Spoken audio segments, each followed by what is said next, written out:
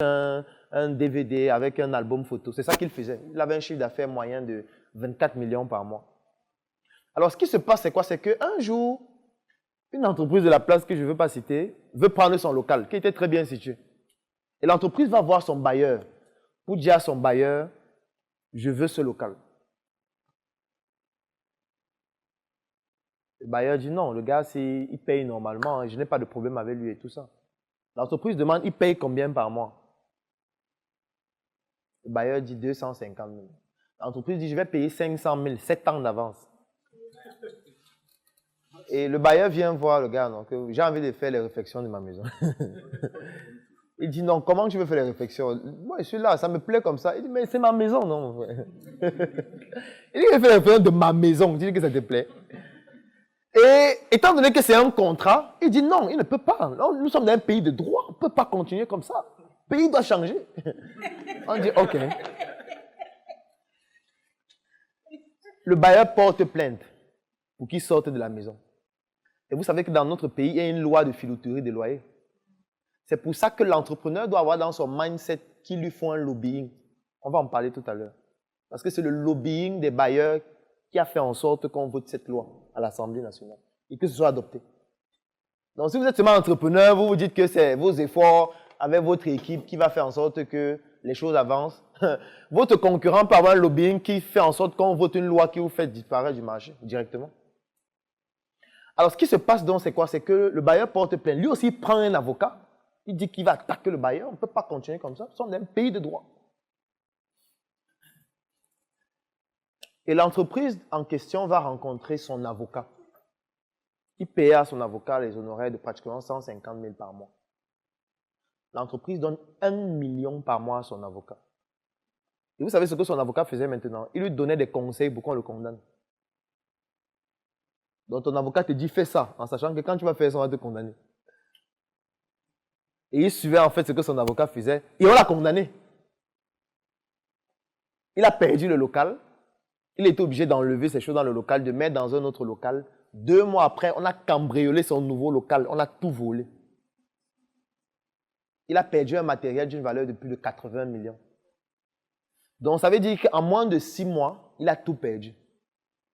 Pas parce que son business ne fonctionnait pas. Parce qu'il n'avait pas le mindset de l'entrepreneur dans notre environnement.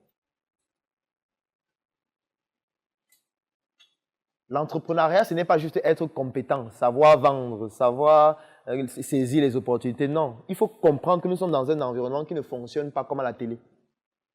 Qui ne fonctionne pas comme dans les documents, comme dans les livres. Nous sommes dans un environnement hyper violent, surtout sur le plan entrepreneurial.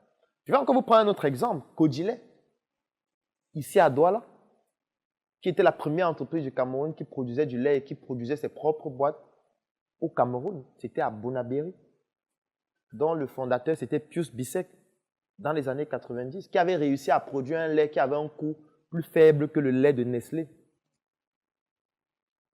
Et Nestlé, se rendant compte que l'affaire, si ça devient dangereux, Nestlé a décidé de substituer les dérivés animaux qu'on mettait dans le lait par des dérivés végétaux qui sont beaucoup moins coûteux. Ça veut dire qu'en réalité, ce n'était plus le lait.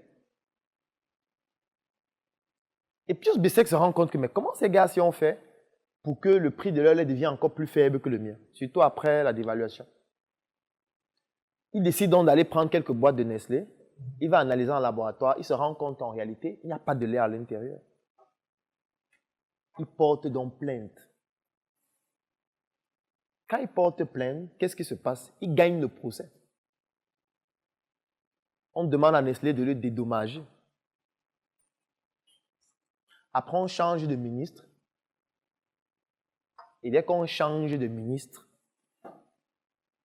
on revient sur son procès. On dit que non, tu avais gagné là, mais en fait, tu n'as pas gagné. Il y a tel autre. En fait, c'est même toi qui fraude. Et il a perdu le procès. Et l'entreprise a fait faillite. Bon, après, il s'est battu, il a bataillé pendant des années. Il y a de cela quelques années, on a dédommagé quelques centaines de millions, alors que l'entreprise faisait un chiffre d'affaires de 2 milliards par an. C'est pour ça qu'il y a une boîte de Nestlé sur laquelle, avant, on dessinait la vache, mais maintenant, on dessine une boîte de lait. une tasse de lait. C'est son procès qui a fait en sorte qu'on change cette image. Parce qu'il n'y avait pas de lait à l'intérieur. Il a dit, mais comment vous pouvez mettre une vache alors que tout le monde sait qu'il n'y a pas de lait à l'intérieur? Donc le procès a poussé à ce que Nestlé enlève la vache pour mettre la tasse de lait.